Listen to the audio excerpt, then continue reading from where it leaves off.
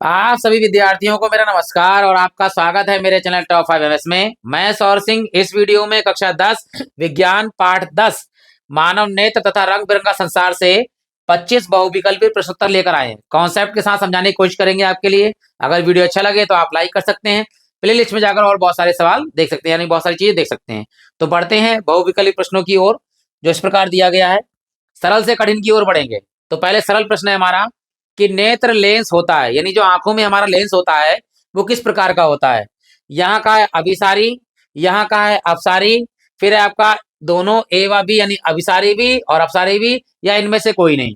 तो पहले आपको पता होना चाहिए अभिसारी लेंस को कहते हैं हम उत्तल लेंस। ठीक है, ये है उत्तल लेंस।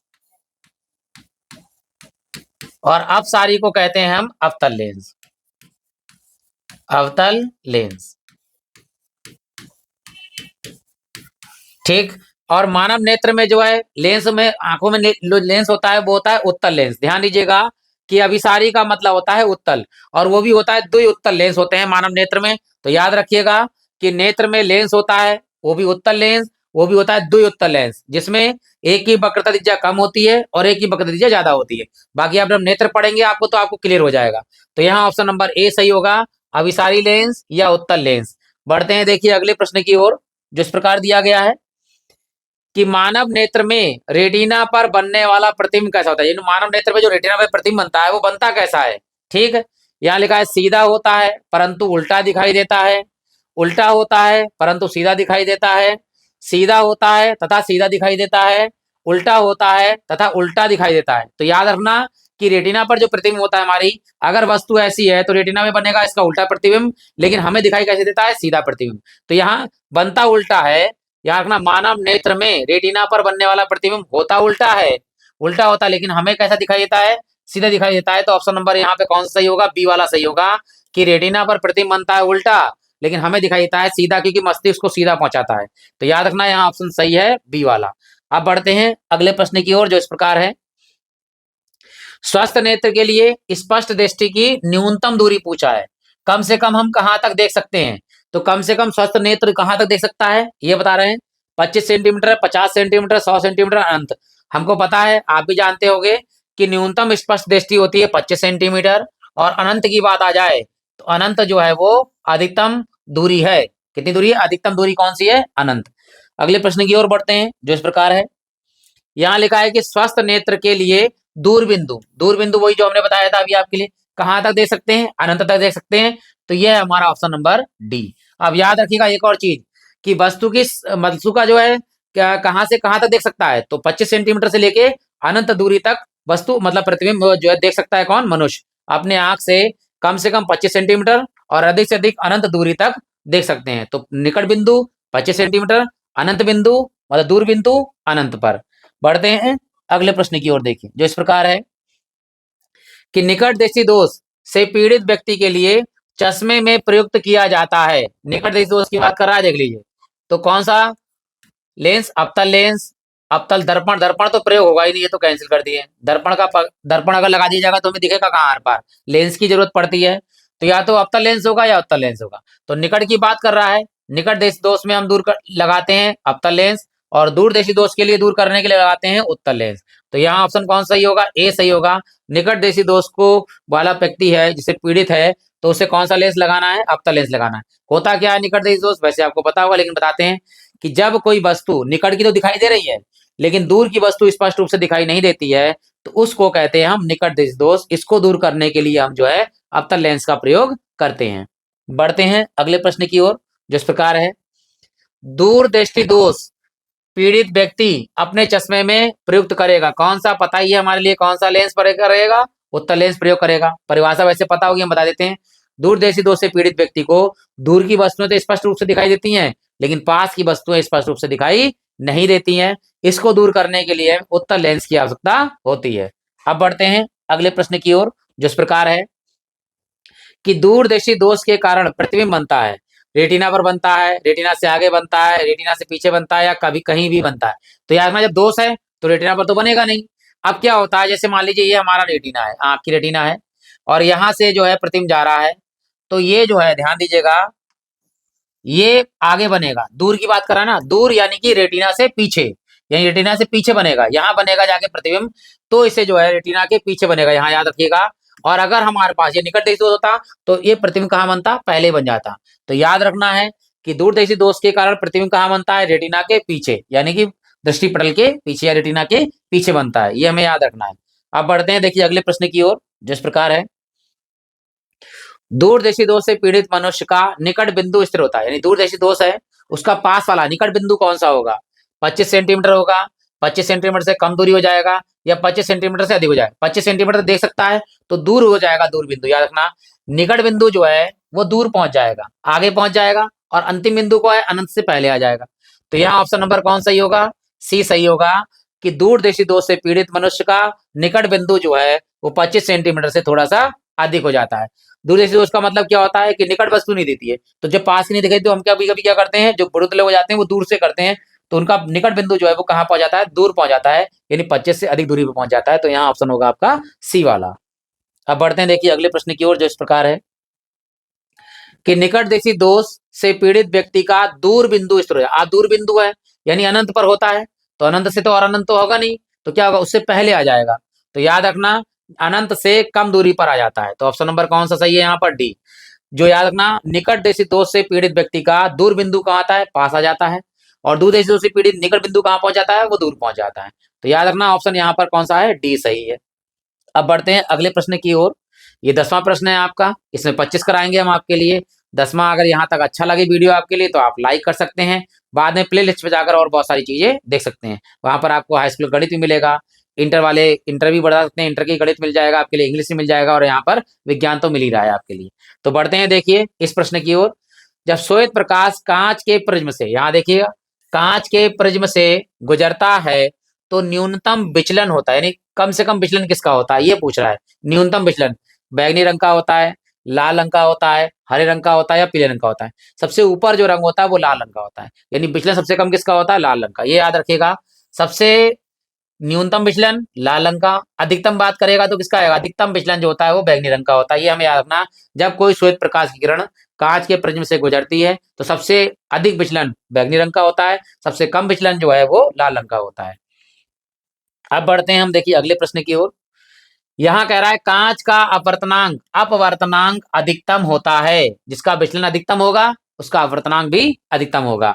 तो लाल रंग का तो विचलन सबसे कम होता है, तो इसका अपवर्तनांक भी सबसे कम होगा, और बैंगनी रंग का जो है विचलन सबसे ज्यादा होता है तो इसका अपवर्तनांक भी सबसे ज्यादा होगा। याद रखना बैंगनी रंग का अपवर्तनांक भी सबसे ज्यादा होता है और इसका विचलन भी सबसे ज्यादा होता है, लेकिन तरंग दैर्ध्य कम होती है।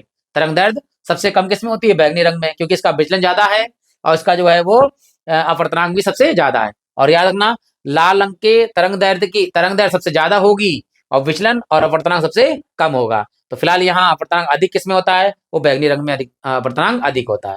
अब बढ़ते हैं देखिए अगले प्रश्न की ओर, कांच का अपवर्तनांक न्यूनतम, देखो आ गया, अपवर्तनांक न्यूनतम किसमें होता है, लाल रंग में होता है, कुछ पढ़ने की जरूरत ही नहीं है, जहां लाल रंग लिखा है लगा दीजिए टिक।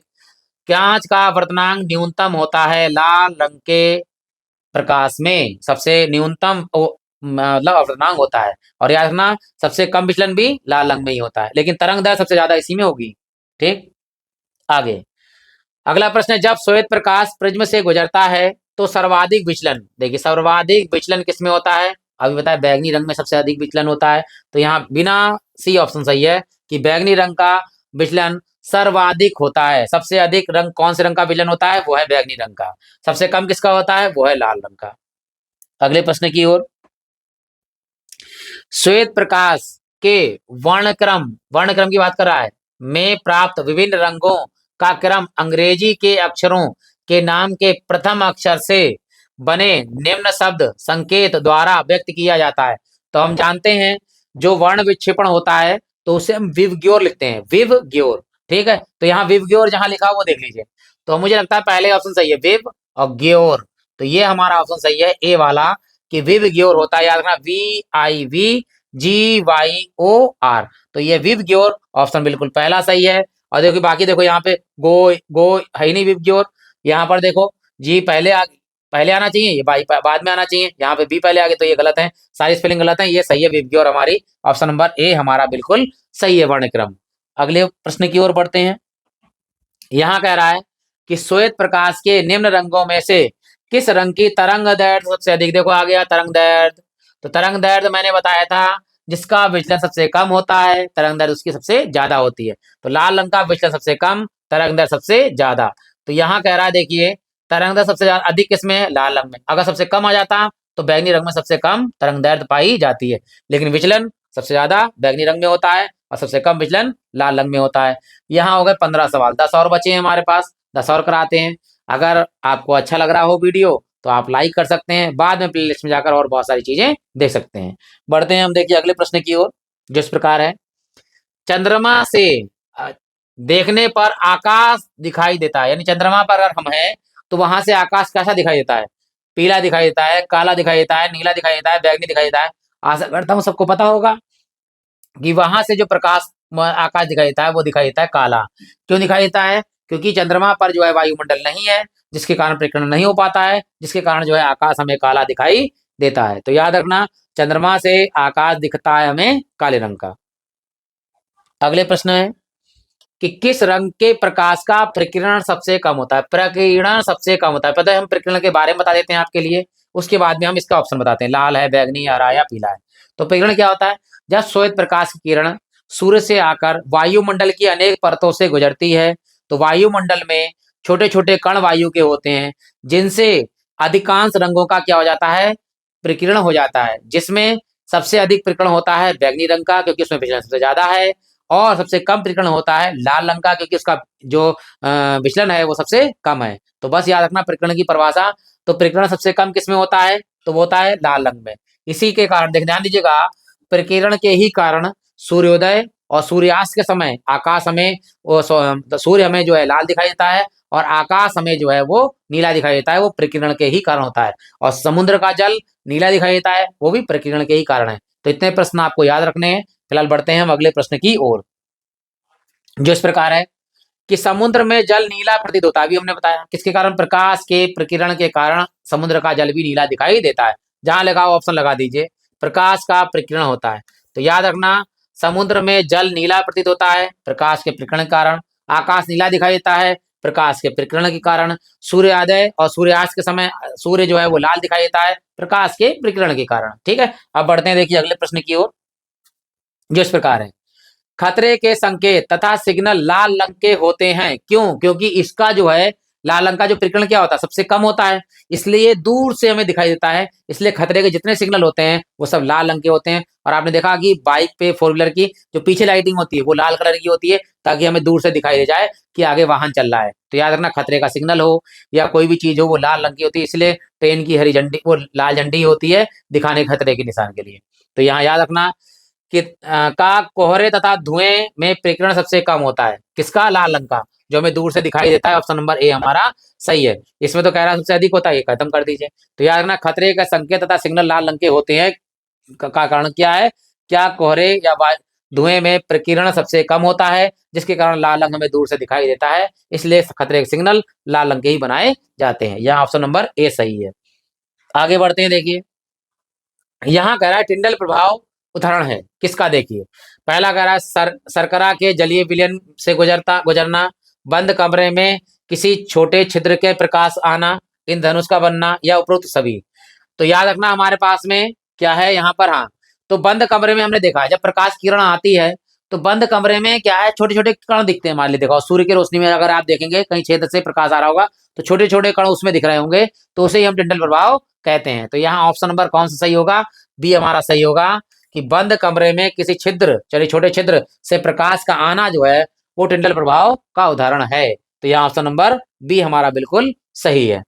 आगे बढ़ते हैं देखिए, यहाँ कह रहा है एक पतले प्रिज्म का अपवर्तनांक का सूत्र है, अपवर्तनांक को नोट करते हैं एन से। तो एन का फार्मूला पूछ रहा है, देखो यहाँ पर कौन सा है, साइन ए प्लस लैम्डा एम बटे 2 और बटे में है साइन ए बटे 2।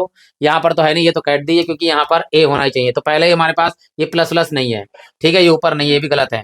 तो ऑप्शन नंबर हमारा सही है ए। ध्यान दीजिएगा कि प्रिज्म के अपवर्तनांक का सूत्र होता है साइन ब्रैकेट में है ए प्लस लैम्डा एम अपॉन 2 और बटे में साइन है। ये ए जो है वो प्रिज्म कोण है और लैम्डा एम जो है वो विचलन, अल्पतम विचलन कोण है। तो अल्पतम विचलन कोण को लैम्डा एम बोलते हैं, डेल्टा एम बोलते हैं। और यहाँ पर जो है ए जो है वो प्रिज्म का कोण है। तो ऑप्शन नंबर ए हमारा बिल्कुल सही है।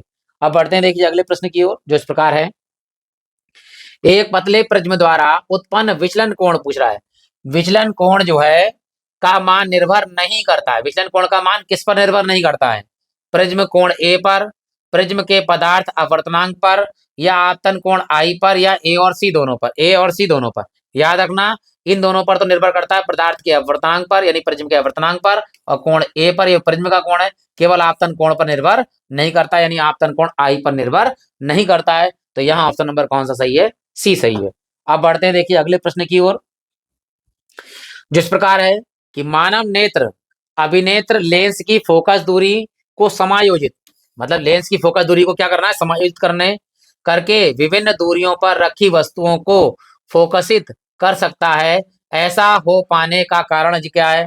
जरा दूरदर्शिता है, समंजन है, या निकट दृष्टि दोष समझ लो, या दीर्घ दृष्टि है। तो याद रखना, जब हम आगे पीछे देख सकते हैं, यानी कभी कभी देखा होगा दूर से नहीं दिख रहा है तो हम थोड़ा जोर लगाते हैं तो हमें आराम से स्पष्ट रूप से दिखाई देने लगती वस्तु, पास नहीं देती थोड़ा जोर लगाते हैं तो वो कर लेते हैं, क्योंकि उस समय जो है लेंस समंजन क्षमता कर रहा है। तो यहाँ ऑप्शन जो है वो समंजन आएगा, कि दूर और पास की वस्तुओं क्या करता है? समंजन फैलाने की कोशिश करता है, इसलिए यहाँ पर आएगा ऑप्शन नंबर बी, समंजन। अब बढ़ते हैं अगले प्रश्न की ओर, यानी सेकंड लास्ट 24 प्रश्न की ओर। इसके बाद कराएंगे 25वां प्रश्न। आशा करता हूं कि आपने अगर अभी तक देखा है तो आप लाइक कर सकते हैं, लाइक कर दिया होगा, नहीं किया है तो आप लाइक कर सकते हैं। बढ़ते हैं 24वें और लास्ट 25वें प्रश्न की ओर। यहाँ कह रहा है मानव नेत्र जिस भाग पर किसी वस्तु का प्रतिबिंब बनाते हैं, क्या बनाते हैं? प्रतिबिंब बनाते हैं, वो कौन सा होता है? यानी मानव नेत्र में जिस भाग पर किसी वस्तु का प्रतिबिंब बनता है कह सकते हैं, ठीक है, बनाते हैं, वह है कार्निया, परी तारिका, या पुतली, दृष्टिपटल। तो यहाँ दृष्टिपटल है क्योंकि दृष्टिपटल को ही नाम है रेटिना, ठीक है। तो याद रखना, रेटिना लिखा हो या दृष्टिपटल लिखा हो तो नेत्र में वस्तु का प्रतिबिंब हमेशा बनता है दृष्टिपटल पर, और कैसा बनता है? उल्टा बनता है, जो हमें कैसा दिखाई देता है? सीधा दिखाई देता है। तो याद रखना कि दृष्टिपटल पर प्रतिबिंब बनता है जो उल्टा बनता है, लेकिन हमें दिखाई देता है सीधा। अब बढ़ते हैं अंतिम प्रश्न की ओर, जो इस प्रकार है देखिए। यहाँ कह रहा है अभिनेत्र लेंस की फोकस दूरी में परिवर्तन किया जाता है, यानी फोकस दूरी जो है उसमें परिवर्तन किया जाता है किसके द्वारा? पुतली द्वारा, दृष्टिपटल, दृष्टिपटल तो होता नहीं, याद रखना दृष्टिपटल के द्वारा होता है, यहाँ तो प्रतिबिंब बनता है, ठीक है, पक्षमाभी द्वारा या परितारिका द्वारा। याद रखना कि जो पक्षमाभी ये जो है तंत्रिकाएं हैं, इसके द्वारा क्या होता है? लेंस को क्या होता है? छोटा बड़ा करा जा सकता है। तो याद रखना कि अभिनेत्र लेंस की फोकस दूरी को परिवर्तन करने का काम पक्षमाभी द्वारा होता है, यानी पक्षमाभी जो तंत्रिकाएं हैं उनके द्वारा जो है फोकस दूरी में परिवर्तन किया जा सकता है। आशा करता हूं कि आपको 2500 प्रश्न अच्छे लगे होंगे। आप प्ले लिस्ट में जाकर और बहुत सारी चीजें देख सकते हैं, यानी 10वां पार्ट था ये, यहाँ से लेकर शुरू तक के सारे मैंने पार्ट के बहुविकल्पीय आपको दे दिए हैं। आने वाले समय में मैं आपको अनसॉर्ट भी लेकर आऊंगा बहुविकल्पीय, और आगे अच्छी अच्छी चीजें लेके आऊंगा। आशा करता हूं कि आपको वीडियो अच्छा लगा होगा, तो आप लाइक कर सकते हैं। पुराने हैं तो आप सभी लोगों का हृदय से धन्यवाद, नए हैं तो आप चैनल को सब्सक्राइब कर सकते हैं। इसी के साथ आप सभी लोगों का हृदय से धन्यवाद।